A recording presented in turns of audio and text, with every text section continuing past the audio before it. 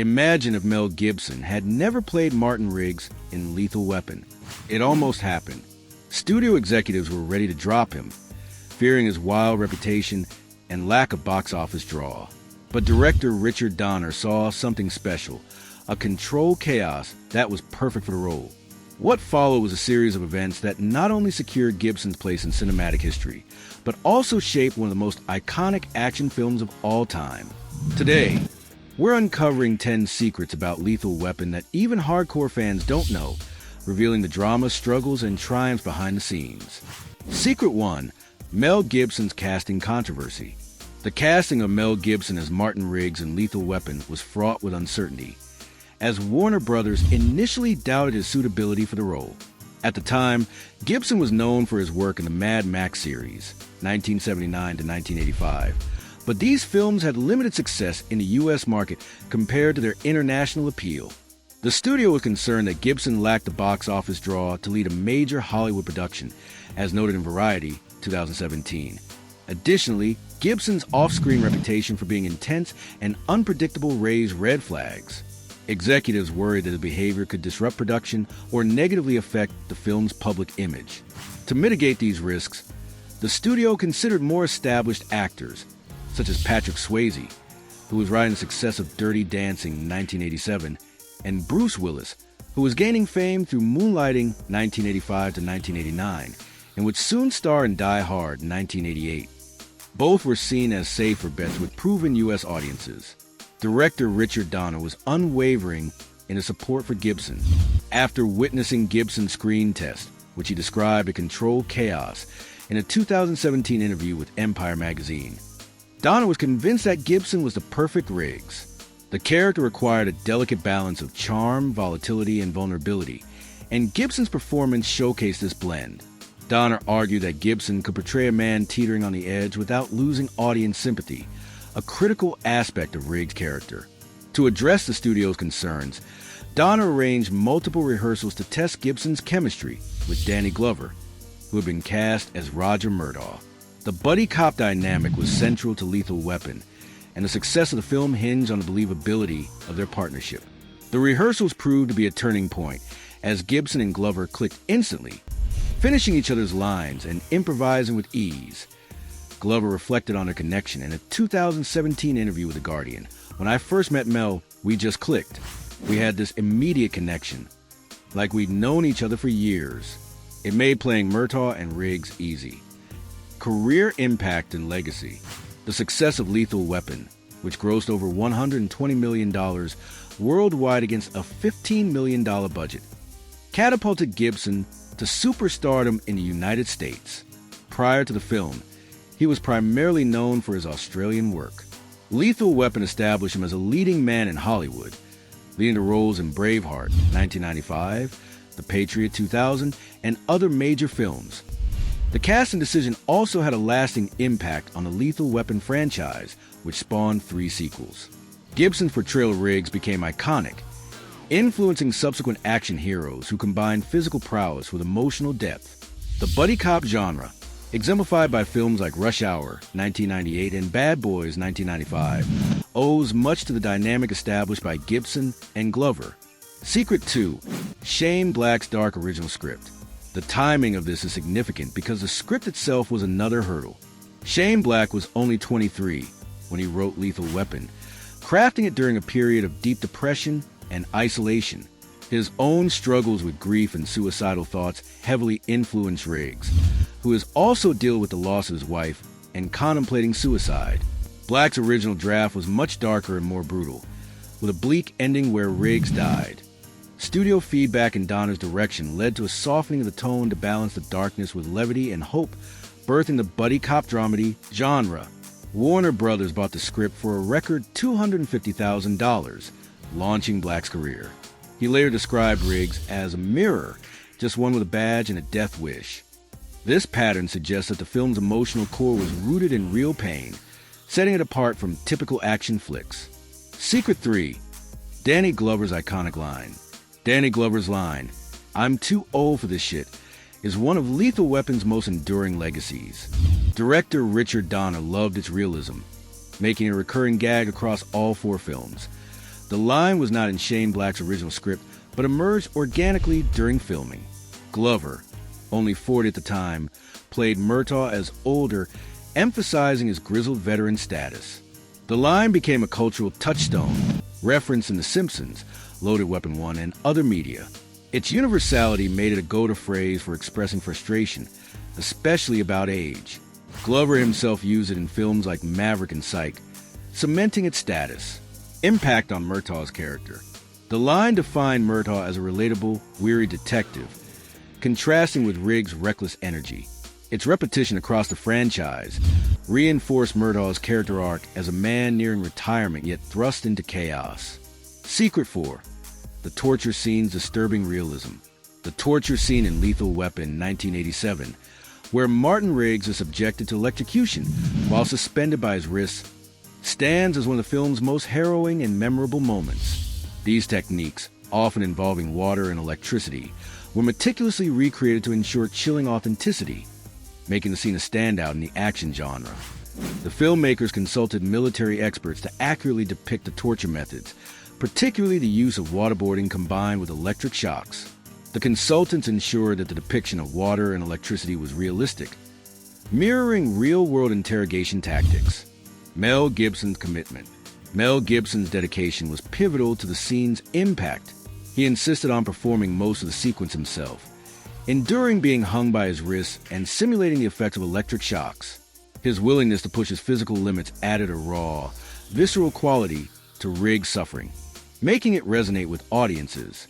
Gibson's performance, coupled with the realistic choreography, convinced viewers that Riggs was enduring genuine torment. Filming the torture scene required careful coordination to balance safety and realism. Military consultants were on set to choreograph the waterboarding and electrocution sequences, ensuring that the techniques were depicted accurately without endangering Gibson. The use of water and simulated shocks demanded precise timing and safety measures, as any misstep could have resulted in injury. Legacy and influence. The torture scene's realism set a benchmark for action films, influencing how violence was depicted in subsequent movies. Its blend of physical and emotional intensity inspired later films to incorporate realistic torture sequences, as seen in franchises like Die Hard. Secret 5. The Christmas setting. Shane Black's decision to set Lethal Weapon during Christmas was not arbitrary, but a deliberate narrative strategy rooted in his storytelling philosophy.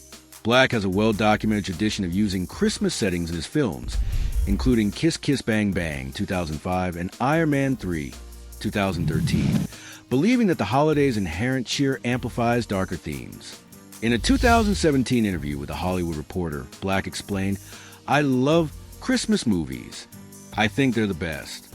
And I think that if you can take something that's traditionally thought of as a family movie and make it adult, that's a good thing."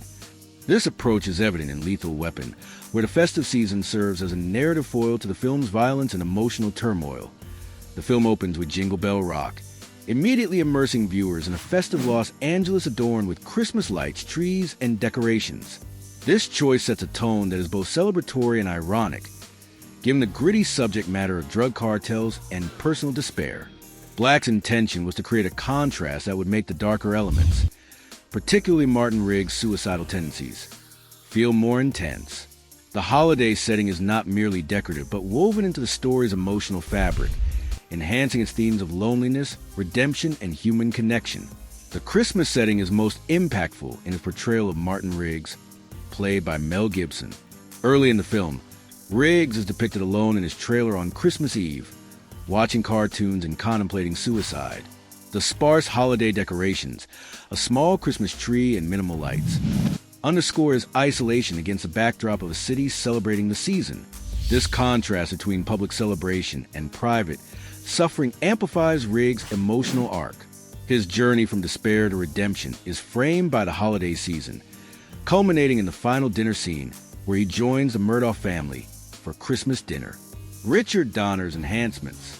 Director Richard Donner embraced Black's vision and enhanced the Christmas theme through strategic additions. During reshoots, Donner incorporated festive elements to reinforce the holiday atmosphere. For instance, a Santa Claus appears during the opening drug bust, adding a surreal touch of holiday whimsy to an otherwise tense scene. Donner's most significant contribution is the framing of the final dinner scene, shot with warm lighting and festive decorations. This scene transforms the Murdo household into a haven of warmth and belonging. In a 2017 interview with Collider, Donner said, "I wanted to make sure the audience felt the contrast between the violence and the warmth of the holidays. It's what makes Lethal Weapon special. It's not just an action movie. It's a movie about people." The question of whether Lethal Weapon qualifies as a Christmas movie has sparked lively debate among fans and critics, similar to discussions surrounding Die Hard, 1988. Some argue that its violent content, drug busts, shootouts, and torture scenes, disqualifies it from the Christmas movie category, which is often associated with family-friendly fare, like It's a Wonderful Life, 1946. Others, including Shane Black, contend that its thematic element align with traditional Christmas narratives. In a 2017 interview with Collider, Black stated, "Yes, it's a Christmas movie. It's got Christmas trees, Christmas music, and it's set at Christmas. Plus, it's about a guy who finds a family at Christmas time." Cultural and genre impact. The Christmas setting has contributed to Lethal Weapon's enduring popularity, making it a staple for holiday viewing alongside more traditional Christmas films. It's about finding hope and family when you least expect it. Black's use of Christmas has influenced other filmmakers, particularly in the action genre. His later works, such as Kiss Kiss Bang Bang and Iron Man 3, continue this tradition, using the holiday to explore themes of personal struggle and redemption. This approach has inspired films like The Long Kiss Goodnight, 1996, also written by Black, which uses a wintry, festive setting to similar effect. The Christmas setting is reinforced through visual and musical choices. The film's cinematography, led by Stephen Goldblatt, uses warm lighting and festive decorations to create a holiday atmosphere. Christmas lights appear in nearly every domestic scene, from the Murtaugh household to the streets of Los Angeles, creating a consistent visual motif. The opening drug bust, with an incongruous Santa Claus, blends holiday imagery with action, setting the tone for the film's unique aesthetic. The soundtrack, featuring Jingle Bell Rock and other holiday tunes, further enhances the Christmas theme. Secret 6, Murtaugh's Family. The Murtaugh family, a cornerstone of Lethal Weapon's emotional narrative, was modeled after director Richard Donner's own upbringing. Comprising Roger Murtaugh, Trish, and their children Rhiann, Nick, and Carrie, the family provided a warm contrast to the film's violence, emphasizing themes of family and redemption. Darlene Love, primarily a singer with limited acting experience, was cast as Trish Murtaugh, bringing natural warmth to the role. The young actors, Tracy Wolfe, Damon Hines, and Ebony Smith, were chosen for their ability to portray a close-knit family. Off-camera bonding was key, with Love noting that working on the film felt like being adopted into a second family. Secret 7. The jump scene that almost didn't happen. What happened next is telling. The scene where Riggs talks down a suicidal jumper and then jumps with him was nearly cut. Warner Brothers feared it was too heavy for an action movie, but Gibson and Donner fought to keep it, believing it was crucial to showing Riggs' complexity. Gibson performed part of the jump himself using a deceleration wire, and his genuine expression, a mix of thrill and deadness, was pivotal. So, with these obstacles overcome, Lethal Weapon was released in 1987 and became a massive hit, grossing over $120 million worldwide and spawning 3 sequels. It seemed like the perfect action movie, with thrilling sequences and a dynamic duo in Riggs and Murtaugh. But the real question is, what made it truly special? The answer lies in the personal struggles of the cast and crew, which added an unexpected layer of authenticity. Take Mel Gibson, for instance. At the time of filming, he was grappling with personal demons, including struggles with alcohol and depression. Playing Riggs, a character on the edge of sanity, was therapeutic for Gibson. He later admitted that the raw emotion on screen was partly real, calling it a form of exorcism. This personal connection made Riggs' pain and instability palpable, resonating with audiences. Similarly, Shane Black's battles with depression and suicidal thoughts informed the script. Riggs' grief and desire to end his life mirrored Black's state of mind, adding depth to the character. This authenticity wasn't just a happy accident. It was a driving force behind the film's emotional impact. Then there's Gary Busey, who played the villain Mr. Joshua. Busey was in a career slump and dealing with personal turmoil. He channeled his rage and loss into the role, training in firearms and gaining 50 pounds of muscle. The iconic lighter scene, where he holds a flame to his arm without flinching, showcases commitment. Busey's performance revitalized his career and made Mr. Joshua one of the most terrifying villains of the 80s. Secret 8. Training with LAPD. To ensure Lethal Weapon's authenticity, Mel Gibson and Danny Glover underwent extensive training with the Los Angeles Police Department. This preparation, overseen by stunt coordinator Bobby Bays, included physical conditioning, weapons handling, and field experience with LAPD officers, grounding the film in realistic police tactics. Bobby Bays, a former military man, supervised Gibson and Glover's training, which encompassed physical workouts, weight training, and weapon safety. The actors also spent time in the field with LAPD officers, observing undercover operations and learning the nuances of police work. This immersion helped them understand the physical and mental demands of being a detective. This training was crucial for depicting Riggs as a highly skilled and lethal operative. Glover, playing the veteran Roger Murtaugh, focused on the mannerisms and positioning of an experienced cop, learning how to carry himself and interact with suspects. The training significantly enhanced the actors' performances. Glover remarked that it helped him feel the badge, not just wear it, adding credibility to the portrayal of Murdo, as cited in the provided source. Gibson's combat training allowed him to execute action sequences with precision, making Riggs' fights believable. Secret 10. Multifilm franchises highlights Lethal Weapon's lasting impact. Before its release, action movie sequels weren't typically planned. Its success led Warner Brothers to expand the universe with 3 sequels, introducing deeper character arcs and new threats, like the South African diplomats in Lethal Weapon 2. Joe Pesci's Leo gets added humor, balancing action and drama.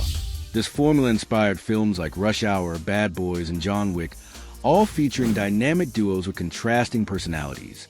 Shane Black's framework, pairing a troubled character with a comedic partner against real stakes, became the standard for action franchises. The film also launched careers. Mel Gibson became a superstar, starring in Braveheart and The Patriot. Danny Glover became a household name, appearing in The Color Purple and Predator 2. Shane Black went on to write and direct Iron Man 3 and The Nice Guys. The buddy cop genre owes much to Lethal Weapon, and its blend of action, humor, and heart remains influential. All signs point to its continued celebration as a genre-defining classic. The evidence raises questions about what might have been. What if Mel Gibson hadn't been cast as Riggs? Would another actor have brought the same intensity and vulnerability? Given how Gibson's struggles mirrored Riggs, it's hard to imagine. If Shane Black's darker script had been used unchanged, would a film have been as successful or too bleak for audiences? How did the cast's personal experiences shape the sequels? Did Gibson continue drawing from his life in later films? What other franchises were directly influenced by Lethal Weapon's formula? With talks of reboots, could new Lethal Weapon capture the same magic, or is the original irreplaceable? These questions invite reflection on the unique circumstances that made Lethal Weapon a classic. Rewatch it with these secrets in mind. Notice the Christmas setting, the authentic performances, and the emotional depth. Share your thoughts in the comments. And don't forget to like and subscribe for more deep dives into your favorite films.